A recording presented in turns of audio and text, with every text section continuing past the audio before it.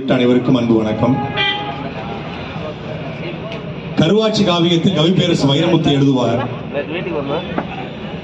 நம்மிடம் ஒரு தீப்பந்தம் இருந்தால் கரடியிடமிருந்து தப்பிக்கலாம், நமக்கு மரமேற தெரிந்தால் ஒரு புலியிடமிருந்து தப்பிக்கலாம், நமக்கு குழிக்குள் பதுங்க தெரிந்தால் ஒரு யானையிடமிருந்து தப்பிக்கலாம், நமக்கு வளைந்து நெளிந்து ஓட தெரிந்தால் பாம்பிடமிருந்து தப்பிக்கலாம்.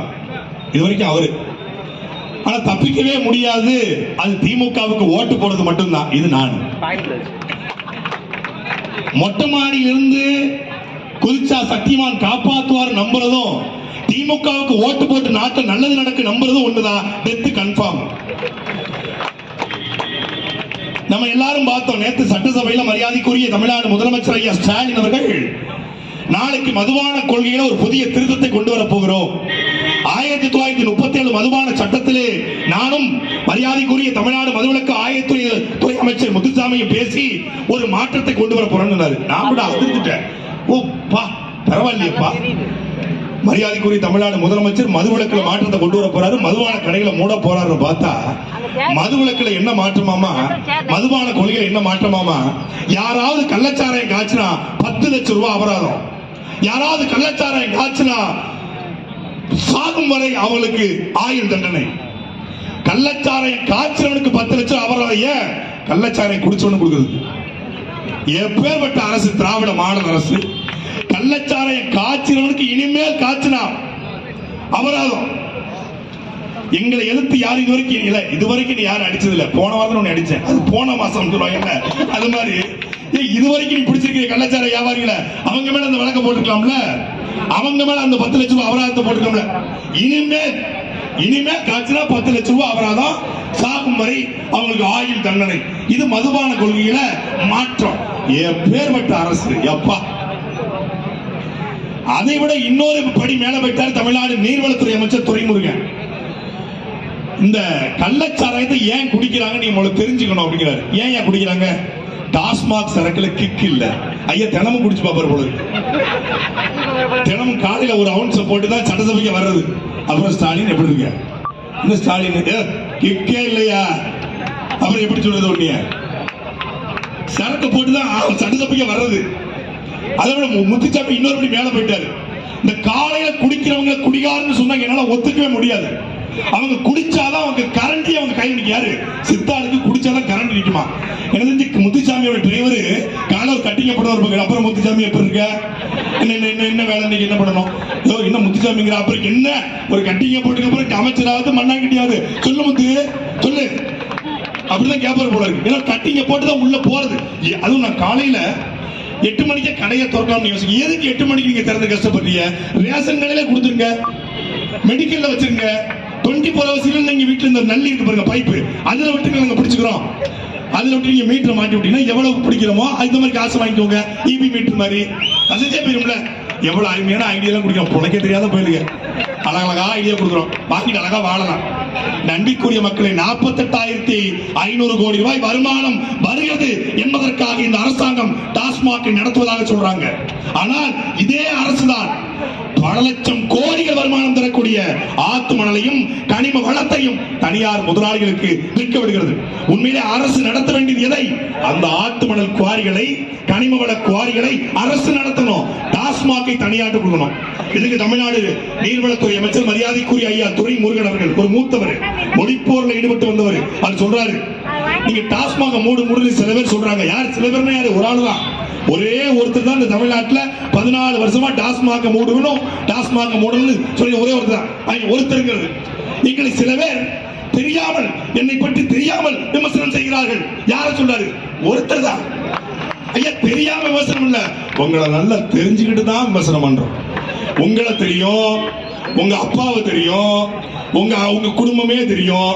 எல்லாரும் என்ன நீங்க என்ன பத்தி தெரியாம நல்லா தெரிஞ்சுட்டு தான் பேசுறேங்கிற மாதிரி நல்லா தெரிஞ்சுட்டு தான் பேசுறோம். நீங்க எப்படி டைப்பா பேசுவீங்க, எப்ப எப்படி பேசுவீங்க, எப்ப எப்படி போய் சொல்வீங்க எல்லாம் தெரியும்.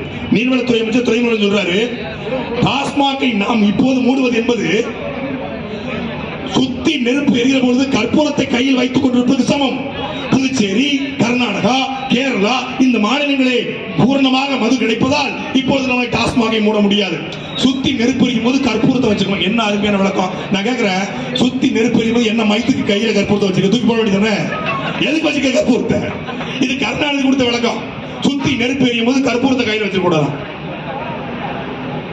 கள்ளுக்கடை என்ற ஒரு கடையை திறந்தா எதற்காக கள்ளச்சாராயமும் டாஸ்மாகும் தேவைப்பட போகிறது?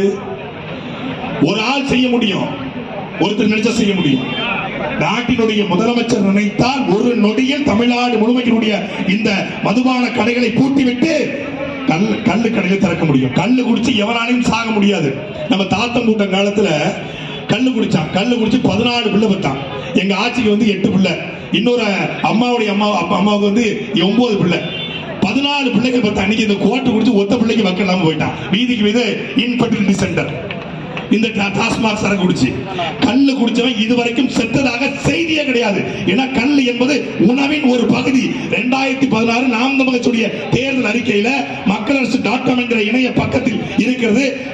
தமிழ்நாட்டில் ஒரு தலைவன் வந்தால் மட்டும்தான் இந்த கள்ள சாராயம் இந்த டாஸ்மாக் இழுத்து மூட்டிவிட்டு தமிழ்நாடு முழுக்க கள்ளு கடைகளை திறக்க முடியும். இப்ப அது கள்ளுக்கடை திறந்தா நேரடியாக 70 லட்சம் விவசாயி, மறைமுகமாக 1,20,00,000 பேர் பயனடைகிறான். அந்த பனையிலிருந்து தென்னையிலிருந்து எந்த பொருளும் வீணாவது. 3 மாசம் பனை, 12 மாசமும் தென்னை, இருந்து தென்னம்பாடு பனம்பாடு இறக்கி விற்க முடியும். ஆனா செய்ய மாட்டான். ஏன்? கள்ளுக்கடையை திறந்தா தென்னங்கள்ல வித்தா பனங்கள்ல வித்தா விவசாயி பயனடைவாரு. டிஆர் பாலுடைய ஆள, ஜெகத் ரட்சகனுடைய ஆள, கனிமொழிக்கு நெருக்கமான உறவினுடைய ஆள, எப்படி அந்த ஆலை ஓடாது? அப்ப இந்த மதுபான ஆலைகள்ல இருந்து வரக்கூடிய அந்த வருமானம் தடைபட்டு விடக் கூடாது என்பதற்காக மட்டும்தான் இந்த கல்லுக்கு அனுமதி இல்லை. கல்லு தடை, கள்ள சாராயம் தடை. ஆனால் இந்த பிராந்தி, குவாட்ரு, ரம்மு, ஜின்னு, விஸ்கி, ஒயின், இந்த கண்ட கர்மாந்திரம் என்ன தீர்த்தம்? கண்ணசீமானவர் கேட்பது பெருமாள் கோயிலுடைய தீர்த்தமா? இந்த கேள்விக்கு தமிழ்நாடு முதலமைச்சரோ இல்ல மரியாதைக்குரிய முத்துசாமி கிட்டயோ பதில் இருக்கா? மக்கள் சாவணும், செத்தா 10 லட்சம். நீ ஒருத்தன் எங்க கொண்டு வந்து விட்டுருக்க பாரு, நீ எங்க கொண்டு வந்து விட்டு பாரு. முத்துவேல் கருணாநிதி ஸ்டாலின், நீங்க எங்க கொண்டு வந்து விட்டுருக்கீங்க? 10 லட்சம் ரூபாய் கிடைக்கும் சொல்லி அவங்க அப்பனுக்கு ஒருத்தர் விவசாயத்தை வாங்கி ஊத்திருக்கான். விவசாயத்தை வாங்கி அப்பா வயிற்று ஊத்தி விட்டான். அப்பா என்னப்பா சிறப்புப்பா, சிறப்பா இருக்கும்பா, இந்த சிறப்பா குடிச்சது சிறப்பா இருக்கும்பா. என்னப்பா பண்ணுதுப்பா? நெஞ்சியை அரிக்குதுப்பா. அப்படியாப்பா? இப்ப வயிறு எரியுதுப்பா. அப்படியாப்பா? கொஞ்சம் கண்ணு மங்குதாப்பா? ஆமா மங்குதுப்பா.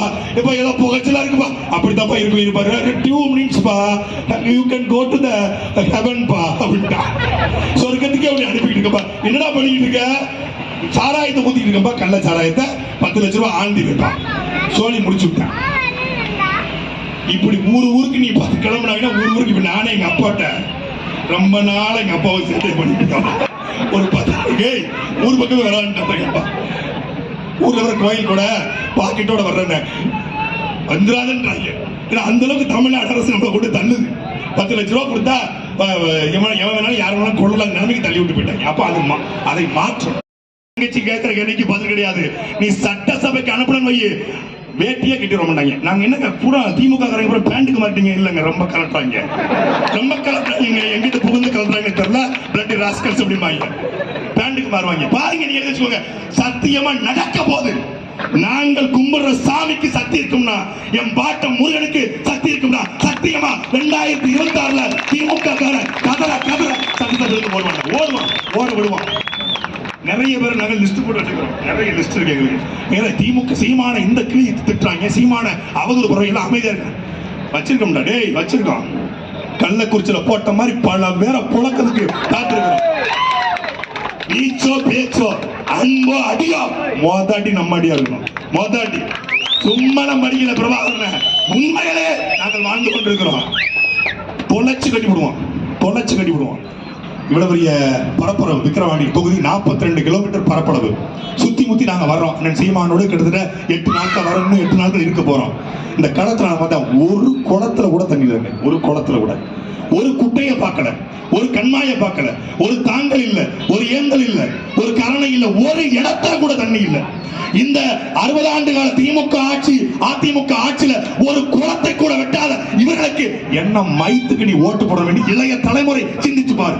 உன்னுடைய நிலப்பரப்பு பிரிக்க கண்ண பாக்கியம் சொன்னாங்க. டேய் தம்பி, நம்ம ஊர்ல எவ்வளவோ பரவாயில்ல, நம்ம அப்பா நம்ம ஆத்தலாம் இடே கோமணத்தை கட்டி உட்கார்ந்துருக்காங்கடா. என்ன சொல்றீங்க?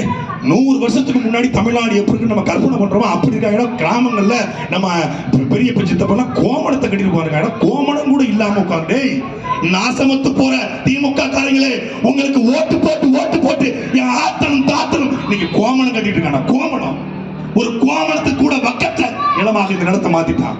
ஏன்? ரொம்ப வறுமையில வாழ்றான். அந்த விக்கிரவாண்டி தொகுதி, விழுப்புரம் மாவட்டம் வறுமையில. இந்த தேர்தலில் மைக்கு சின்னத்தில் நீங்க செலுத்த வாக்கு என்பது வாக்கு அல்ல, அடுத்த தலைமுறைக்கான வாழ்க்கை என்பதை தெரிந்து கொண்டு வாக்கு செலுத்துங்கள். நன்றி, வணக்கம். நாம் தமிழர்.